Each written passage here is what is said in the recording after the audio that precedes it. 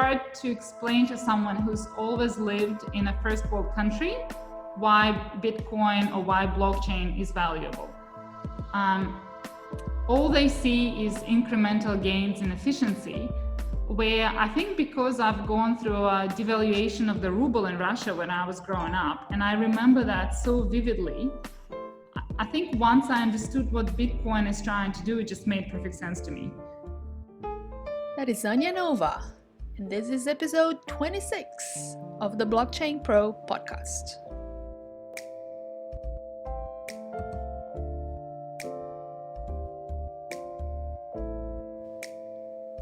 Hello and welcome to episode 26 of the Blockchain Pro podcast. I'm Adriana Bellotti, and today's guest is Anya Nova. Anya is a crypto economist and the recipient of the 2019 Australian Blockchain Leader of the Year award. She has had a pretty interesting career in finance prior to working in crypto, where she worked in the US and Russia before moving to Australia, looking to experience life under less frosty conditions. Let's get to know Anya. Hi, Anya. Hi, Adriana.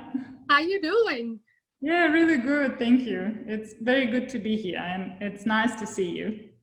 Nice to see you too. Thanks for being here. I've been trying to get you on the show for a while. Thank you so much. It's hard when you're far apart, but now with the pandemic, I really got over my fear of doing interviews long distance.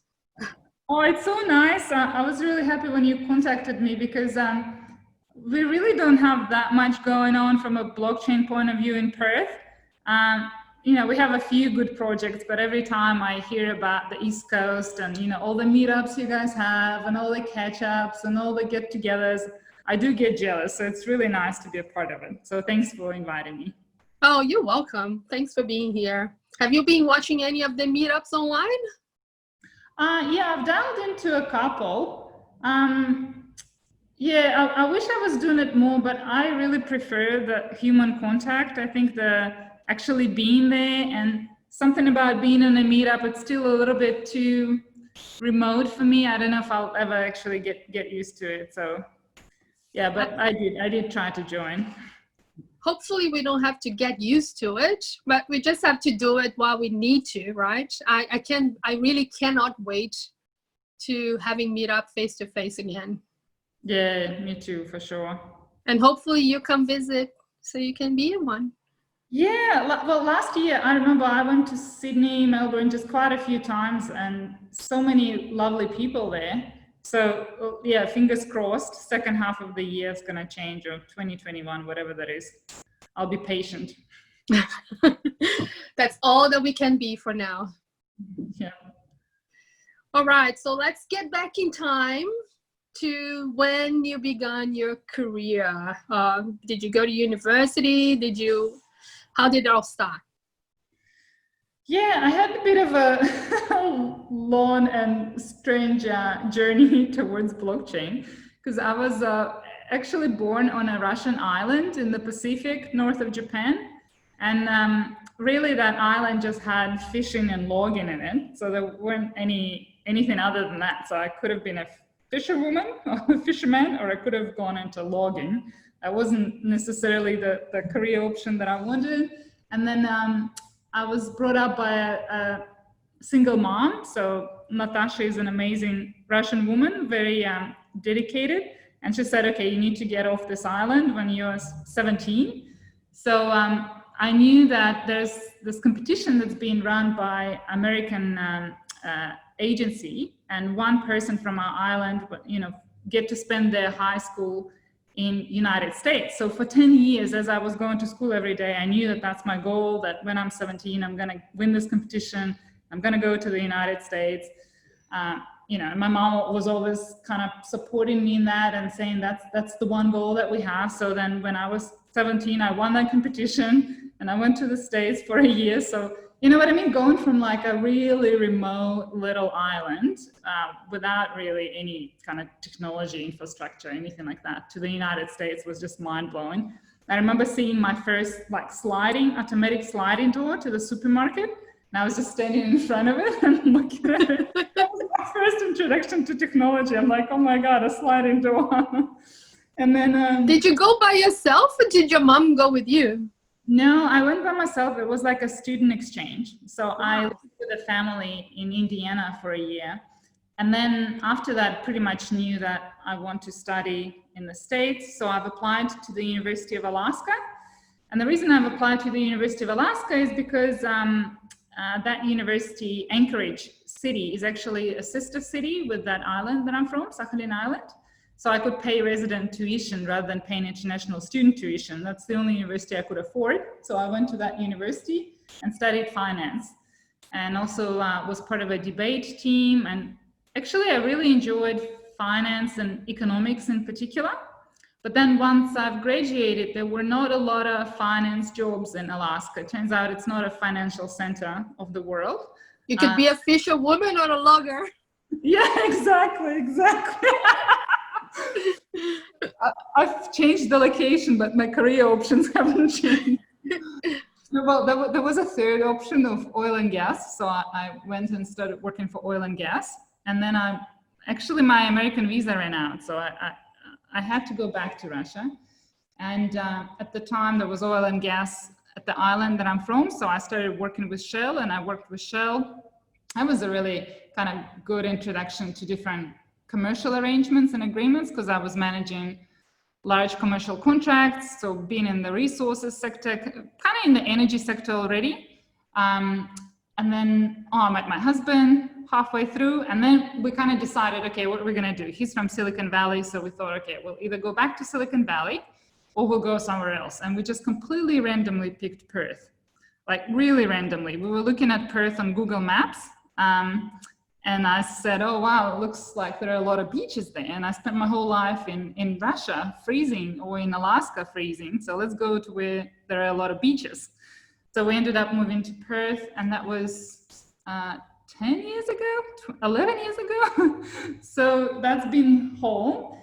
And in Perth, I also did various commercial roles with mining, and eventually understood that I want to run my own technology business. So I left my job and started my own technology company, which had to do with escrowing information for people who want to put forward a case against someone but don't have enough evidence to substantiate it. So whether it's domestic abuse or bribery or sexual assault. So actually blockchain would have been perfect for that kind of project, but I didn't know about blockchain then.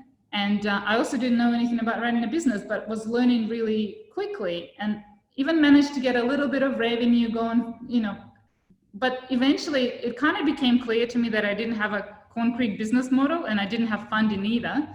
So I had to close my little company, which was a very sad day. But then I went and ran an early stage accelerator for resource companies in Brisbane. And while doing that, so I've developed and designed a program for early stage startup companies, and then we've also had some funding available to them. And one of the companies there was working in the energy space. And because I was really trying to help them, I was looking at what's happening in that space in Australia, and came across Powerledger. And Powerledger was still really quite young, I think pre-ICO. And I started contacting everyone at Powerledger, going, okay, what are you guys doing? Please explain your technology. And the more I was learning about it, the more I was like, all right, it's like in the energy sector, in renewables in particularly. And I really wanted to get into renewables because I felt like I had to clean out my karma after working in a kind of more, dirty industries. And it also was learning about blockchain technology. It's just basically kind of ticking all the boxes for me. So then I thought, oh, all right, I'm going to move back to Perth and get a job with Powerledger. So that was 2.5 years ago, I think, yeah. And it was a really interesting journey those last 2.5 years, because the company was still quite small, and we were just launching peer-to-peer energy trading, which was our first product. And obviously, since then we've grown quite a bit and launched a bunch of other projects and secured lots of partnerships. So I think we have 24 clients now in 9 different countries.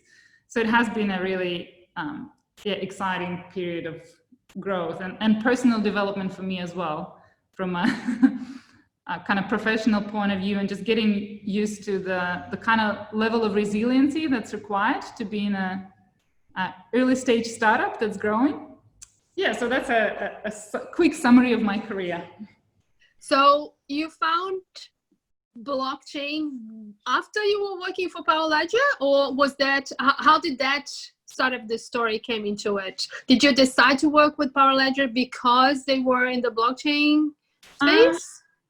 No, I was discovering blockchain before, and I don't remember, to be honest, what brought this about. Might have been an article that I read or someone I spoke with, because the accelerator that I was running was run out of River City Labs in Brisbane. So it could have been a conversation that started it all, because I think there were a few young blockchain projects that originated there. But then, obviously, once I've discovered Powerledger, my interest has accelerated. So I started learning a lot more about it. And how is this intersection, like a very good intersection of economics with, you know, token issuance and, you know, all of this new brave world that's out there in terms of creating your own currency? How does that interest you?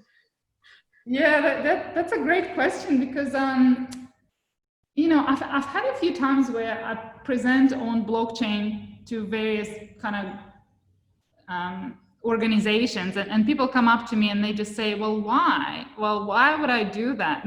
And they find it's really hard to explain to someone who's always lived in a first world country why Bitcoin or why blockchain is valuable. All they see is incremental gains in efficiency, where I think because I've gone through a devaluation of the ruble in Russia when I was growing up, and I remember that so vividly, I think once I understood what Bitcoin is trying to do, it just made perfect sense to me. Because I remember, you know, my mom giving me money and me going to the local food shop and then trying to buy a piece of bread, the same piece of bread that I bought yesterday, and them telling me, oh no, that's like 3 times as much now. And I go, but how? This is real money.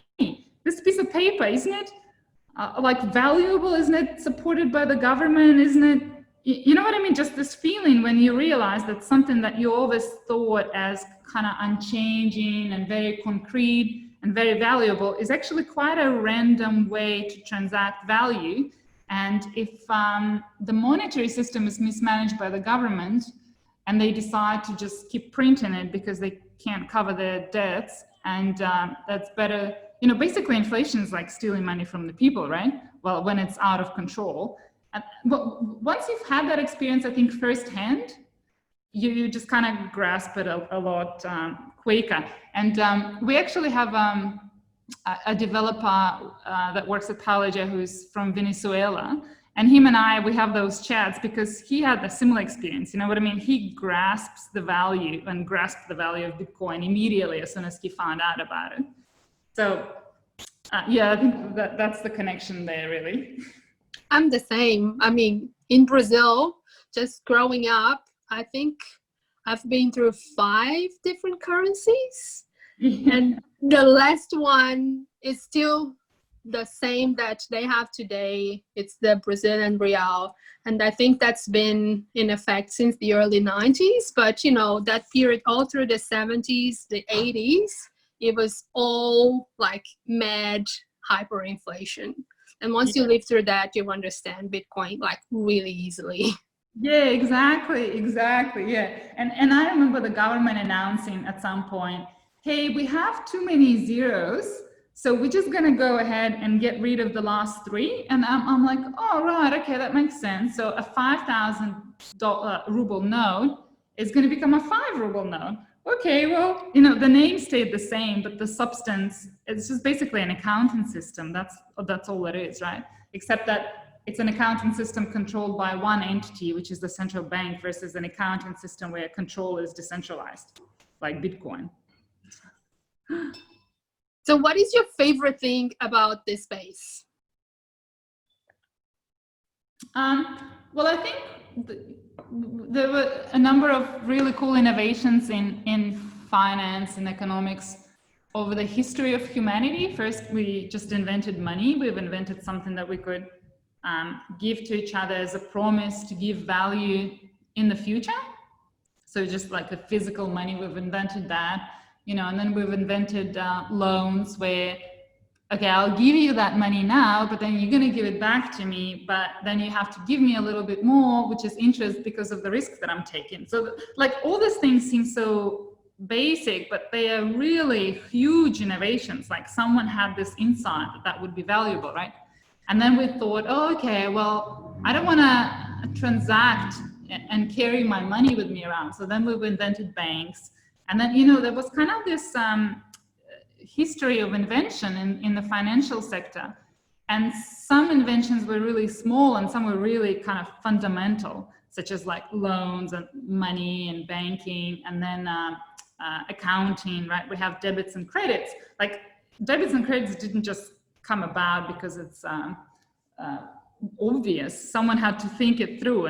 But I think since the debits and credits, we had insurance, you know, and then we had all these different financial instruments. But really, I think since probably debits, credits, and insurance, which was, don't quote me on this, I'm forgetting, maybe 14th century, we didn't really have like kind of fundamental innovation, like massive innovation, something that's completely redefining what money is and what financial system is. And I think Bitcoin is that thing.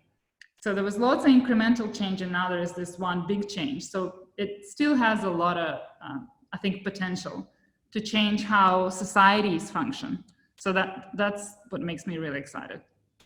And for those people who are new to this space, the innovation that Anna is talking about is the removal of the middleman.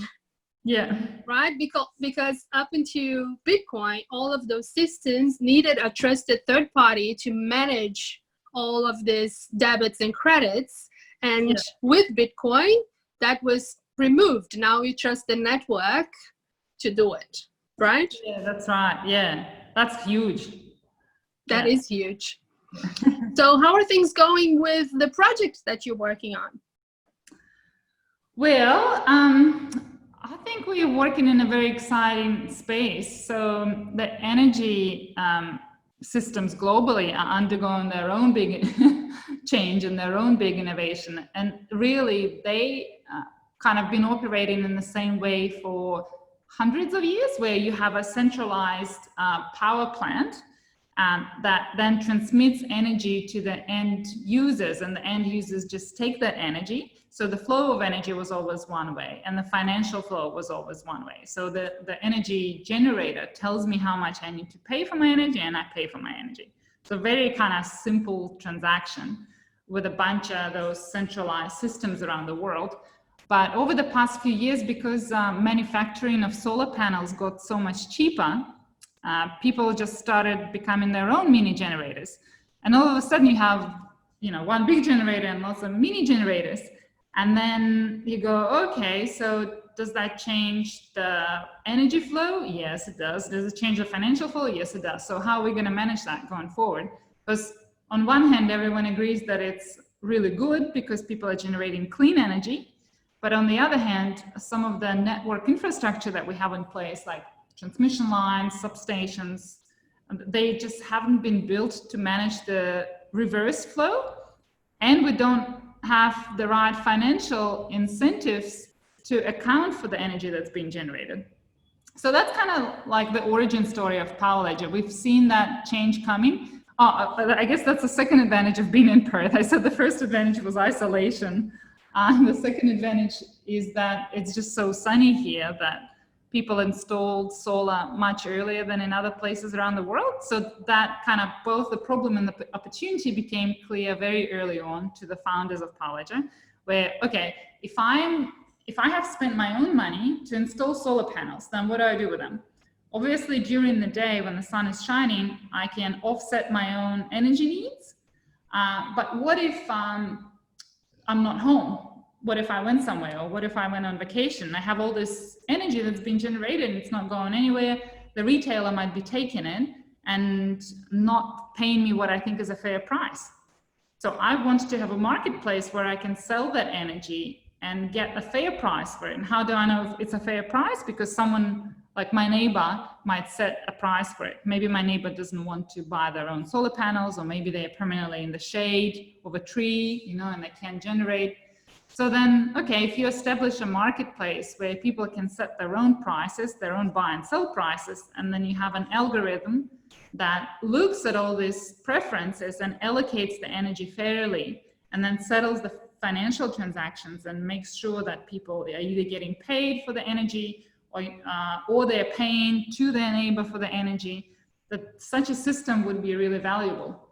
So we've built that, and we've launched that first of all in Australia, and really since then we've launched it in Thailand, Japan, Malaysia, quite a few countries in Europe, and the United States. And once we've done that, it became obvious to us that there are other features that we could keep adding to the platform that will provide more value to the end user. So, you know, people with solar often then want to buy a battery. So once they buy a battery, there's a whole heap of other things that open up to them. So not only can I start selling my excess energy to my community, I can get together with the other people that have a battery, kind of like in a virtual large battery, and start participating in other energy, other parts of the energy system. Like an energy pool? Yeah, well, it's even more interesting than that, sort of, because energy is one of those strange resources that's unlike anything else that we have. You know, imagine if you were buying oranges, and if you ate 3 oranges a day, and then you could only receive 3 oranges from a store, because if you received 4 oranges, the whole system would just break down. So obviously it's not like that with oranges, but it is like that with electricity, where everything that I'm consuming has to match exactly everything that's being generated. So it's a really sensitive system, and a lot of kind of safety systems have been put in place to make sure that it's all this perfectly balanced. Like, what a fragile kind of thing, right? And we need to have so much duplication in that. Otherwise, if generation is too much or consumption is too much, we have blackouts, right? And no one likes blackouts.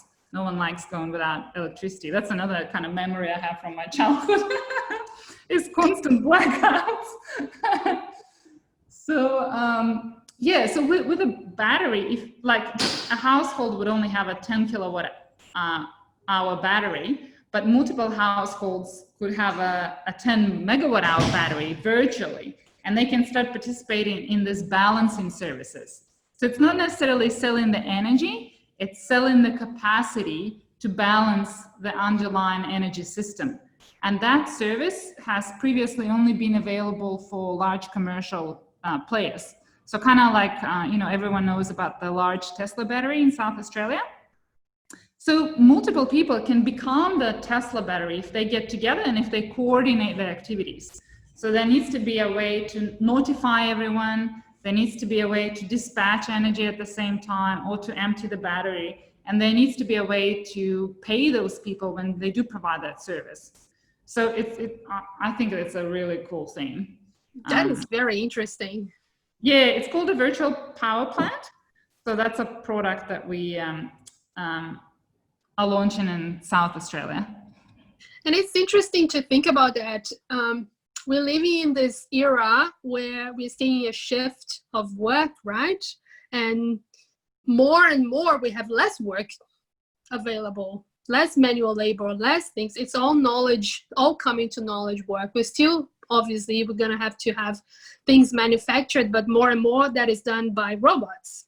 Yeah. So this is a very interesting way of people making money. Yeah, exactly. Yeah, it's kind of like opening up the whole idea of, well, I have certain assets. How do I make money with those assets? You know, it's basically what Airbnb did for people with apartments, or Uber did for people with cars. So we're kind of doing that for people with batteries. Oh, that's a very easy way to understand what Powerledger does. Oh, great. I'm glad that explanation made sense. It does make sense. So what advice would you give for someone that is in the field of finance and economics and are sort of like looking into this whole space and think, should I get involved? What's the best way to go about that? Yeah, well, I think anything like that has to be driven by natural curiosity, because I see people who say, oh, I have to learn about blockchain because that's the future, and then they listen to one podcast and they're like, I don't get it. But really, if you're not driven to find out more about how blockchain works and why it's important, you're probably not going to invest the right amount of time. I think the interesting thing about blockchain technology is when you start learning about it, there's all these other strings you can pull, because you go, oh, okay, well, for me to really understand it, I need to understand how central banks work.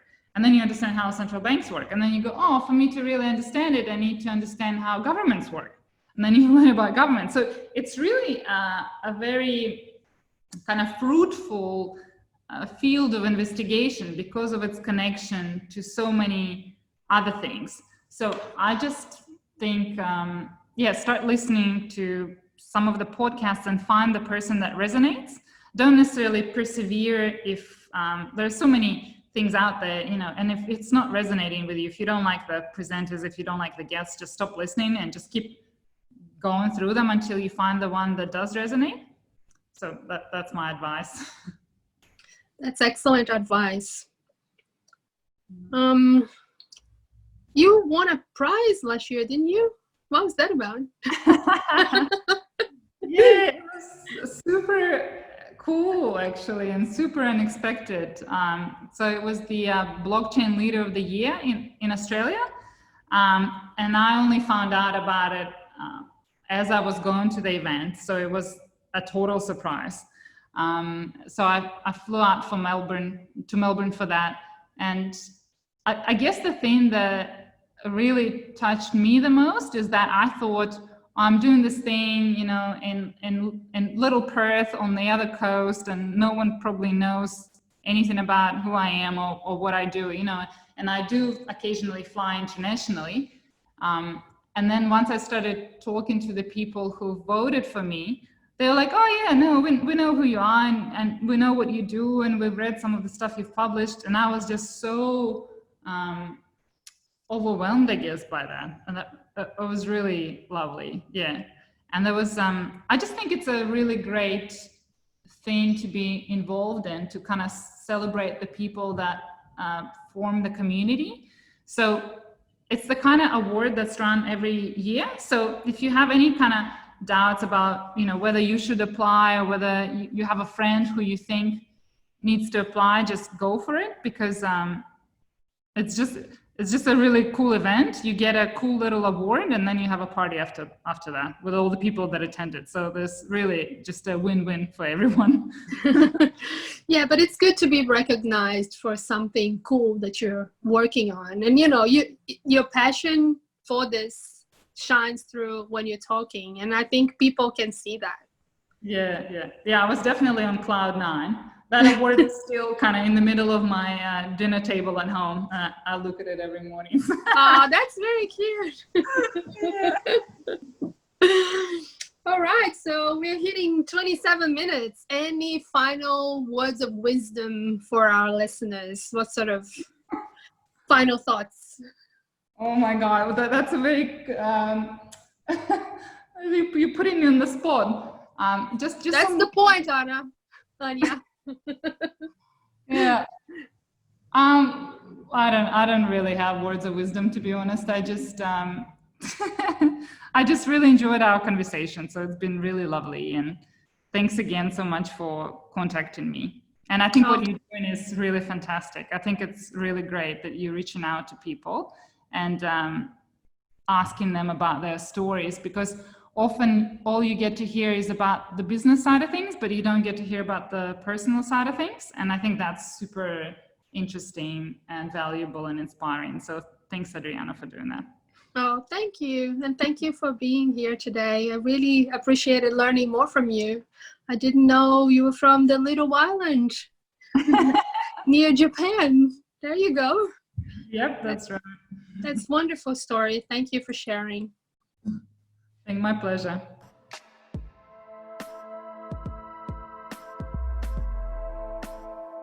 And that was the super awesome Anya Nova.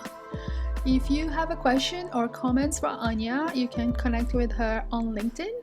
I've added her profile link to this show's description, along with links to my own social channels. Please feel free to send comments, requests. I love to hear from you and what you think of this show so far. Also, if you like this episode, please remember to like it, share it, review it, as this helps other people discover it as well. That's it for now. Thank you so much for listening, and I will see you at the next block. Bye.